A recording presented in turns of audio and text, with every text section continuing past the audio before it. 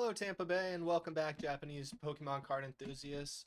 I spent the last couple days doing something I honestly didn't expect to become this interesting. I started visiting local Pokemon stores and card shows trying to answer a pretty simple question. Why is Japanese Pokemon product, especially sealed, so hard to find around me?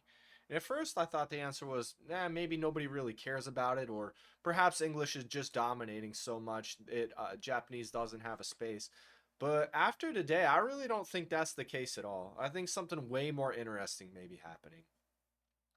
Uh, Today, I went to a massive mall takeover event. There were over 200 vendors, Pokemon people everywhere, and I kind of had the expectation to at least see one major, Japanese focused setup. Somebody who would have some sealed boxes, have, you know, sealed booster packs, and there wasn't a single one, and I was very shocked by that.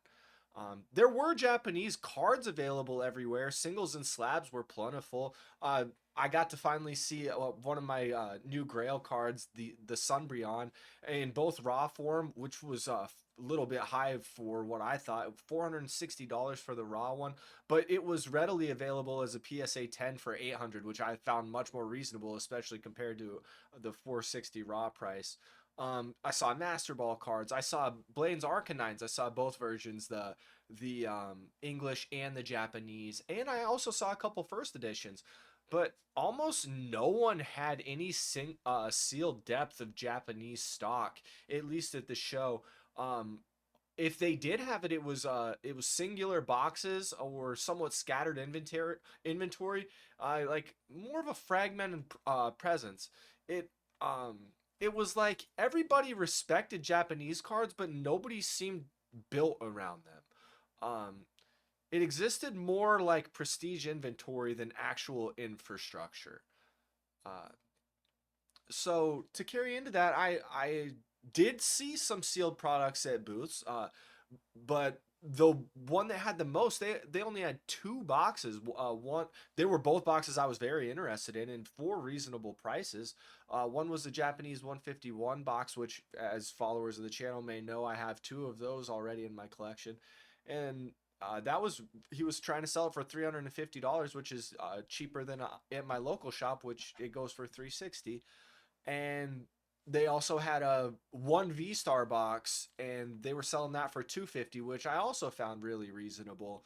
Um, it a shop that I went to after the fact, I saw some boxes of Night Wanderer, but that was the only inventory sealed boxes that they had on display and in stock. I talked to all the employees at the stores that I went to, and everybody's been really kind and really gracious and really open, sharing whatever they know about Japanese or whatever product that they might have with me. And I want to really give a shout out to my community, all of the greater Tampa Bay area. I've been through Hillsborough, Pasco, and Pinellas counties in numerous shops and locations in each, and everybody has been so awesome, and it's really cool to see how the community already exists.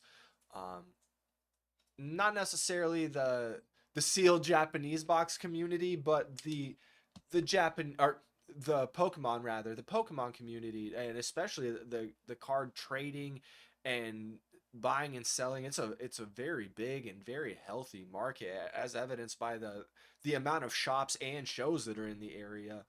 Um, and another interesting thing that came up when I was talking to the folks at the shops, I visited three today, and after going to the show at the Clearwater Mall with the 200 vendors, and I visited one last night after I went to the card show at the Tampa Fairgrounds.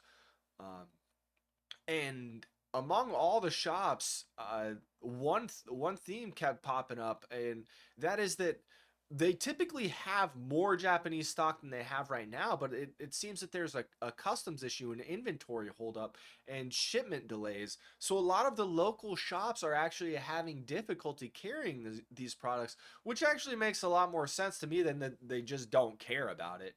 Um, for it to be sold out and them not be able to replace it yet, that may be actually more accurate of what's going on. That being said, it's definitely much less developed than the English cards. Um, After really going through all of these experiences and having all these conversations, I actually started to have a lot of self reflection and the things about this particular niche in this hobby, and I want to just take a step back for a moment and like recalibrate, because I'm not just interested in Japanese Pokemon cards, even though that is what this channel is directed towards. um, I have been interested in Pokemon for over 30 years. I waited for the video games to come out when I read the article about them in the Nintendo Power magazine. Like, that's how long I've been a fan. My original binder was all of those original series cards mixed across English and Japanese sets. Like, they were basically one for one back then. The base set, the fossil set, the Team Rocket set, the gym leader sets. Those are what my original collection were, and those are the cards that still resonate with me.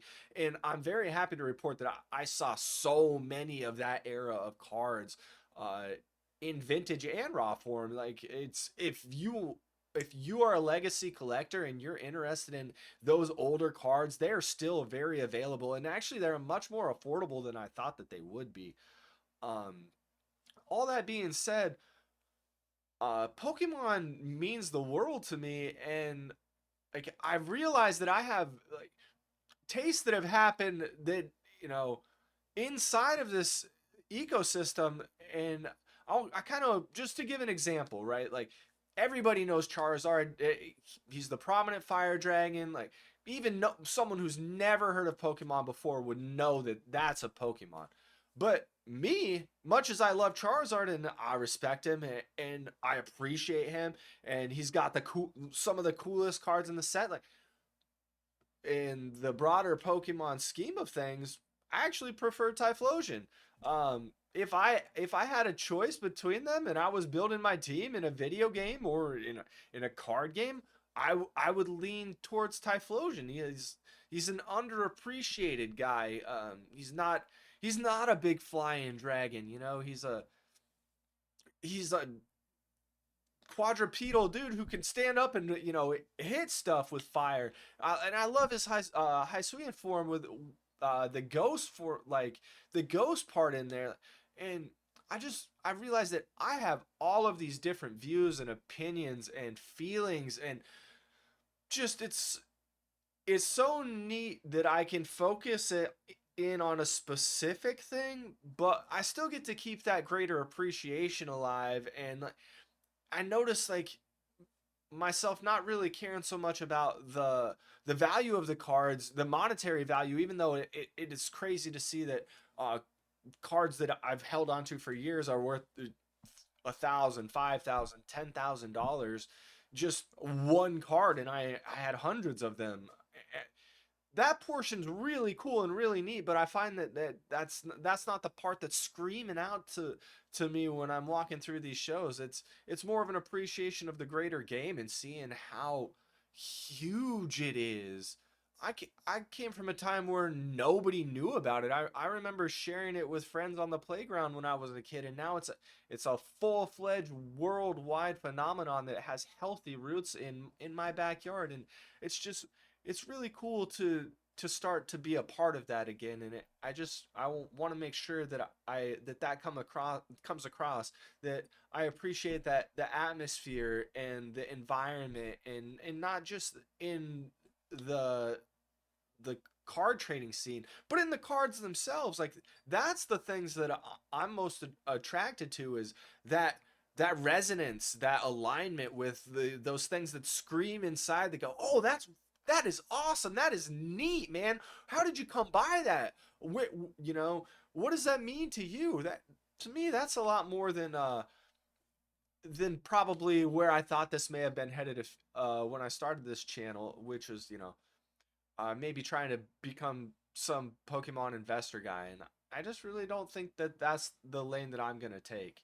Um, I think that it's more of a case of me rediscovering my relationship with Pokemon through through collecting, especially those Japanese cards, through being a part of the local community and getting to know these local shop owners and employees and hear their stories and hear how they got the cards that they care about, hear why they care about those cards, hear about these these shipping delays, that how every shop in the area seems to have their incoming sealed inventory caught up in customs, and how everybody's hoping that they're going to get those boxes soon, including me, so that I might be able to expand my collection that way.